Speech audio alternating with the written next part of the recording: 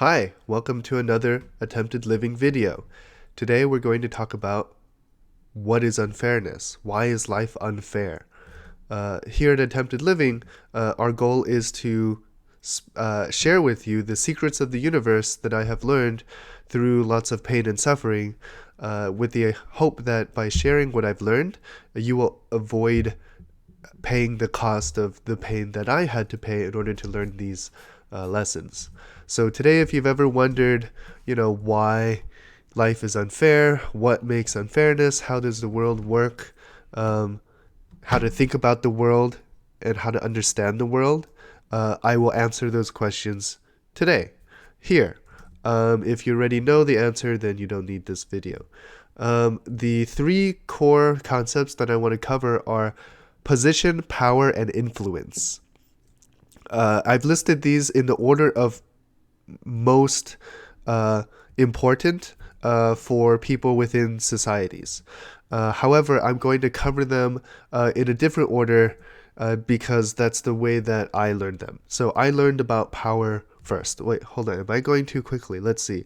So I had a lot of frustration. So how will this make you feel better to know the answer to these questions? Well, I had a lot of frustrations in my life around why life is unfair, trying to get into terms with accepting the fact that life is unfair, and I feel that these recent revelations that I've had around what makes life unfair has helped me become more aware of what makes life unfair, and being aware usually helps me calm down.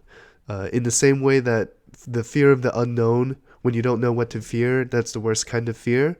But once you face the fear, identify it, and understand it, then it becomes less scary. So if you're feeling afraid about unfair life, hopefully this video will help calm you down. And also, by understanding how unfairness works in the world, you can become better off, because then you can move yourself to the other side of unfairness, which sounds terrible because you would be perpetuating the unfairness in the world. However, for the purposes of this video, we're going to say that if life is going to be unfair, then at least you should know how it's unfair so that you can play the game well and be on the better side. Because if it's going to be unfair, you might as well be on the good side where you're benefiting rather than on the bad side where you're suffering. Okay, cool. Yeah, so let's begin. So power. Power is pretty easy to understand because it's the easiest to recognize. If someone is more powerful than you, one way of thinking about this is physical strength. If there's someone standing next to a bowl of soup that you want to drink, or like an apple that you want to eat, and they are physically stronger than you such that they could physically keep you from getting to that apple, then they have power over you. Because the only way you can get that apple is if you overpower them physically. So this is the basic view of power. War is another example of where power comes into play, because the more powerful person wins, and then they get to do whatever they want. Criminals use power with the gun, to rob people. Police use power to arrest criminals because they have even more guns and even more blah blah blah. Like, it's power, I think, is the first thing most people learn. Like, if you're a child and you're growing up and your parents are usually bigger than you and stronger than you, they can use power to keep you from doing things. Okay, power, done.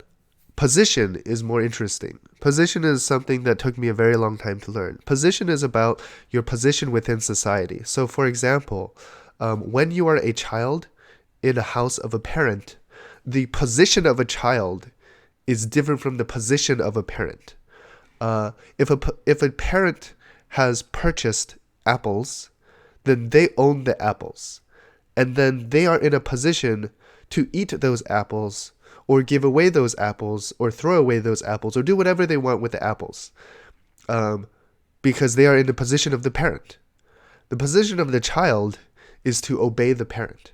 The position of the child does not permit the child to make the decisions of whether the apple can be eaten or given away or what can be done with the apple. The decision-making power rests with the position of the parent. Similarly, if there's John and his mother Terry, and you go to John's house, you are in the position of a guest. So positionally, you cannot take apples from John and his mom because you are not in a position to do so.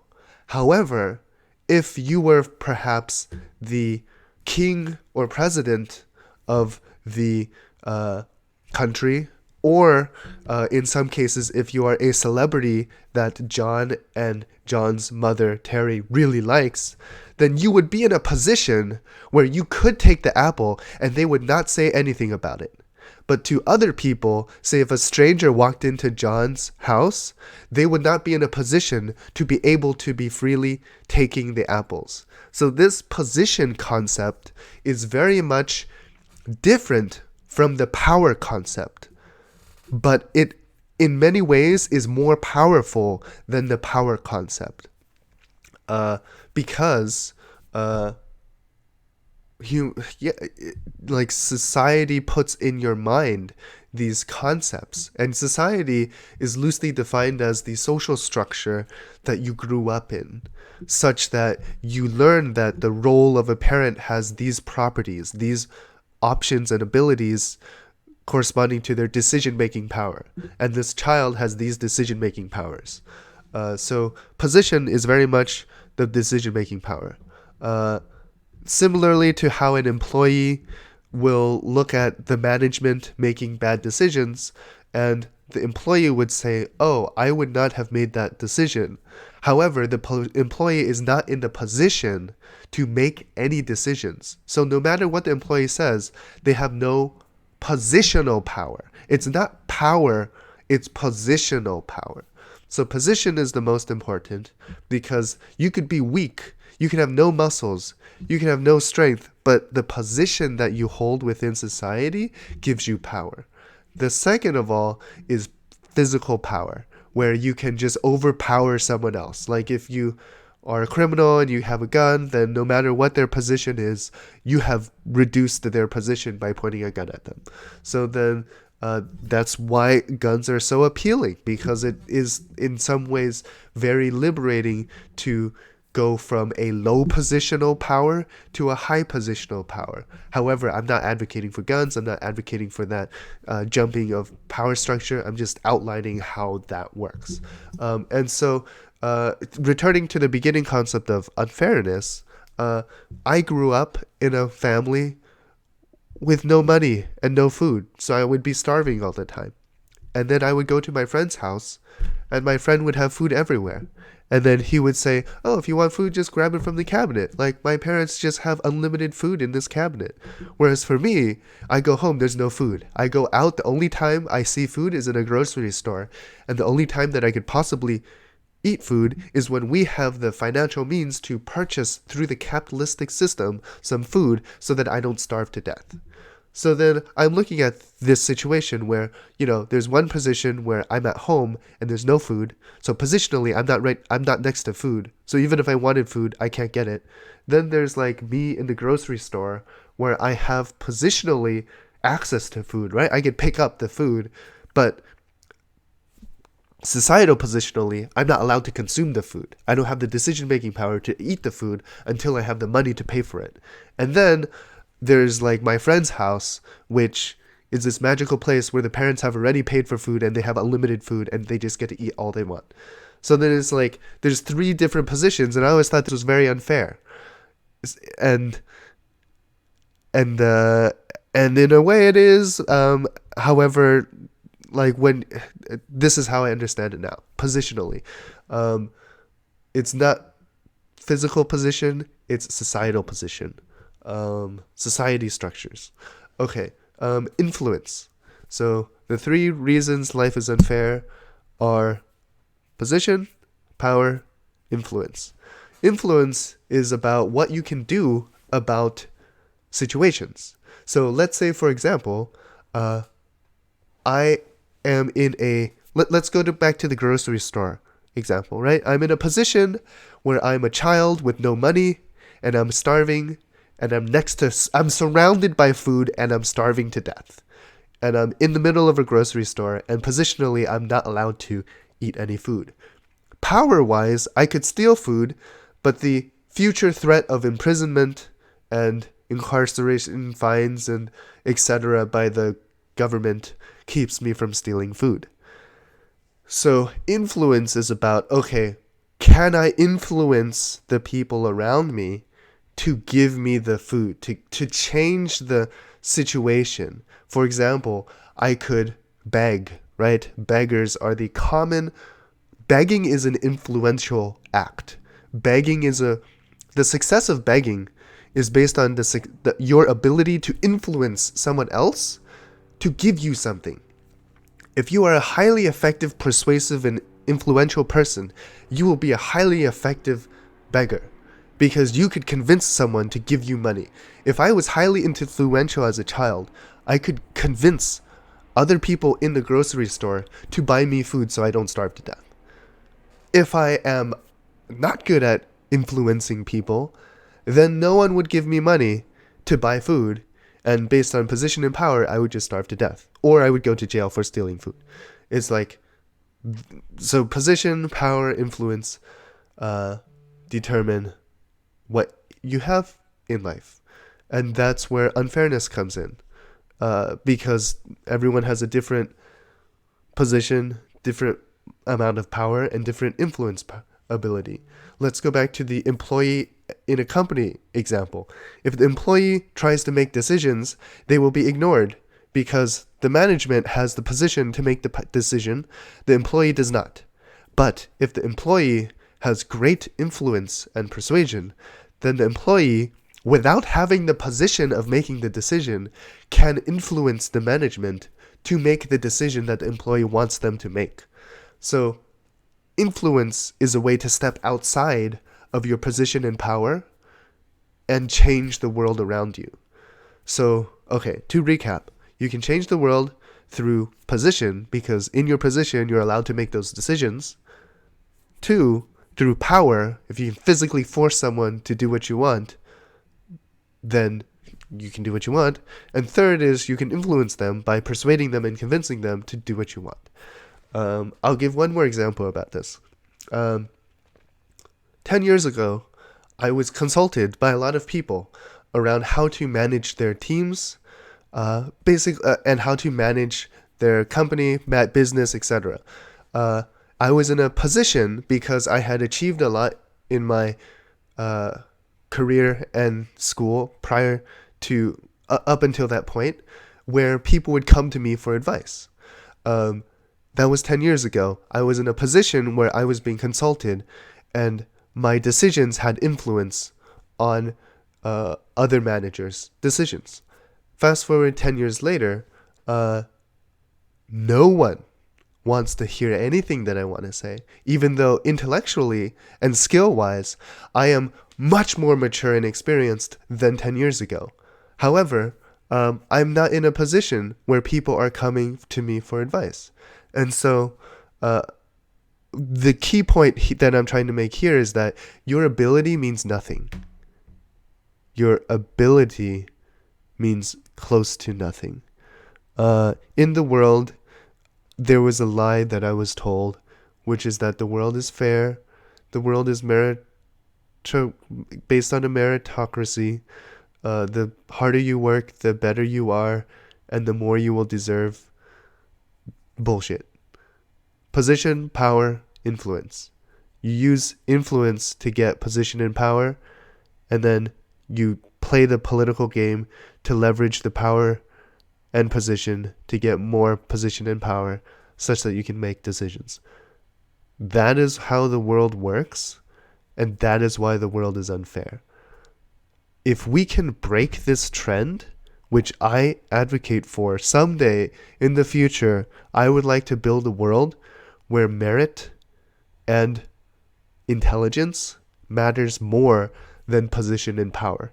Because what I've experienced, I'll give you an example, is when an employee suggests an idea to management which has intelligence and merit and is a better decision than what the management has come up with. However, the management still goes with their inferior decision because they have the position and power to do so. Position and power override intelligence. Position and power override ability. Position and power means that you can change the rules of the game. Let's say that you get really good at one sport. Did you know that sports are highly regulated? That they have a lot of rules, and they have coaches, and they have judges to determine whether you break the rules?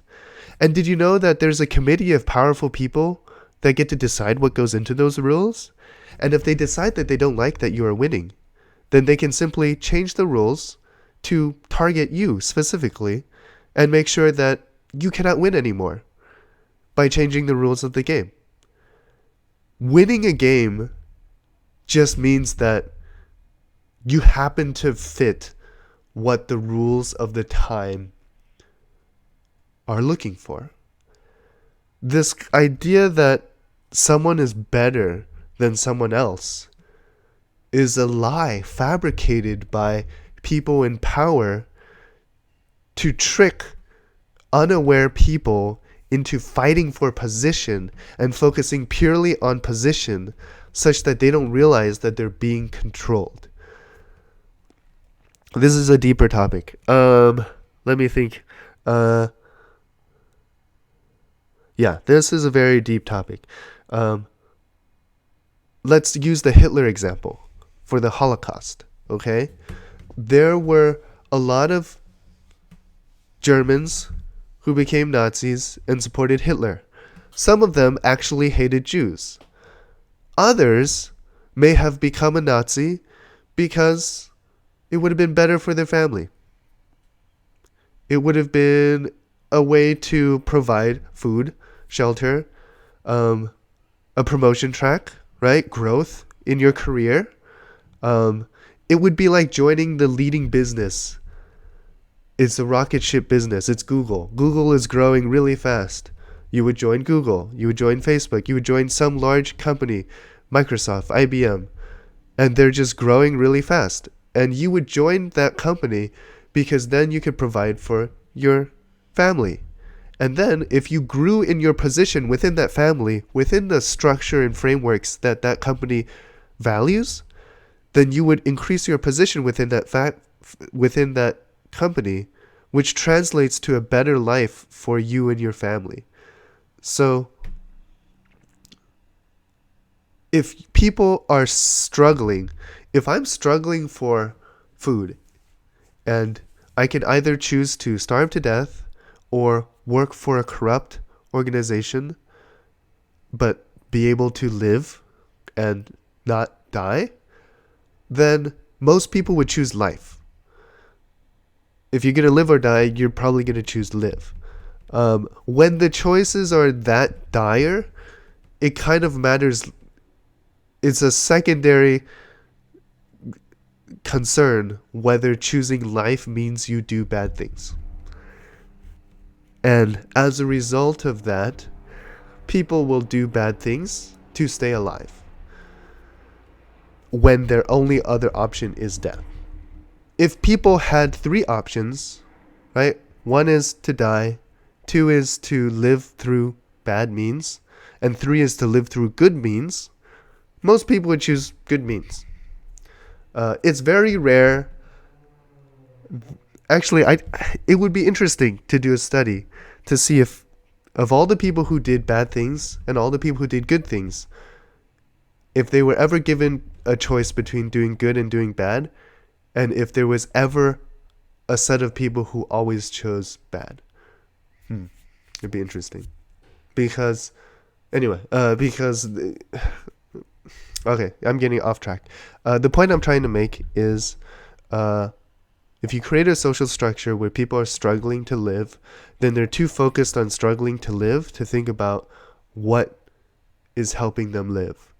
And so, tying this back to the Holocaust, if Germans were struggling to live and being a Nazi meant you could live, then those Germans that joined Nazis probably weren't thinking so much about hating Jews as much as they were thinking about wanting to live. And these are all the Nazis. Some of them did hate Jews, but I'm saying that there are some that don't. Um, and so tying this back to like the world around you, the key point that I want to make is there are some people who may be doing bad things that you see in your life. And it's important to recognize that they might be doing that because they don't have a better choice. Like you would think, why don't you make a better choice? Why don't you just give me food as a starving kid in a grocery store?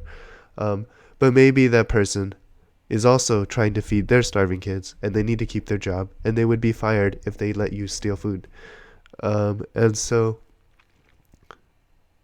yeah, position, power, influence is what makes the world go around, what makes the world unfair, and not realizing this is how the people in power keep you from rising up, recognizing what's going on, and breaking that social structure. Because at the end of the day, position and power, like position is something that is created within people's minds. Like society only exists because a bunch of people are convinced that it exists, and they behave according to the way that society has taught them to behave. If everybody forgot how society worked, then we would go to power-based. And then the people in power would reestablish a new sort of society. And then positional power would become back into play as the primary strength.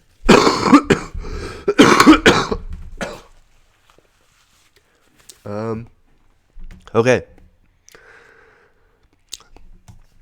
End of the video. Please let me know what your thoughts are below. Please subscribe if you like this video. And remember, there are more resources at attemptedliving.com.